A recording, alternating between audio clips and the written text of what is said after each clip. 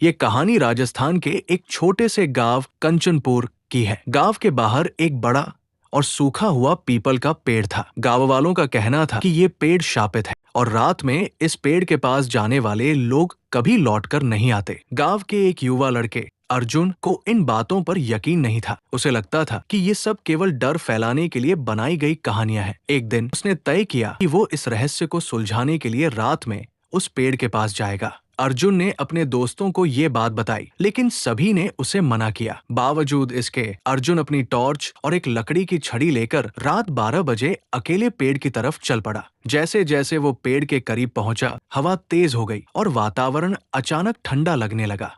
जैसे ही वो पेड़ के पास पहुंचा, उसने महसूस किया कि पेड़ के पास की जमीन से हल्की हल्की सरसराहट की आवाजें आ रही है। अचानक हवा में किसी के रोने की आवाज सुनाई दी। अर्जुन ने टॉर्च की रोशनी उस ओर डाली, लेकिन वहां कुछ नहीं था। अर्जुन ने साहस जुटाकर पेड़ के चारों ओर घूमना शुरू किया। तभी उसे एक पुरानी रस्सी दिखाई दी जो पेड़ की एक मोटी डाल से लटक रही थी। ये वही रस्सी थी जिससे गांव के बुजुर्गों के अनुसार एक लड़की ने सालों पहले आत्महत्या की थी। उस लड़की का नाम राधा था और कहा जाता था कि वो अपने प्रेमी के धोखे से दुखी होकर इस पेड़ से झूल गई थी। तभी से ये पेड़ शापित हो गया था। अर्जुन ने रस्सी को छूने की कोशिश की। तभी अचानक उसे ऐसा लगा कि किसी ने उसके हाथ को जोर से पकड़ लिया। डर के मारे उसकी टॉर्च गिर गई। अंधेरे में उसे एक सफेद साया दिखा जो धीरे धीरे पेड़ की ओर बढ़ रहा था। वो साया लड़की का था जिसने धीमी आवाज में कहा, मुझे इंसाफ चाहिए। अर्जुन किसी तरह भागकर गांव लौटा और सारी बात गांव वालों को बताई। पहले तो किसी ने उसकी बात पर विश्वास नहीं किया, लेकिन जब अर्जुन ने पेड़ से लटकती रस्सी और वहां सुनी आवाजों का जिक्र किया तो गांव के बड़े बुजुर्ग समझ गए कि राधा की आत्मा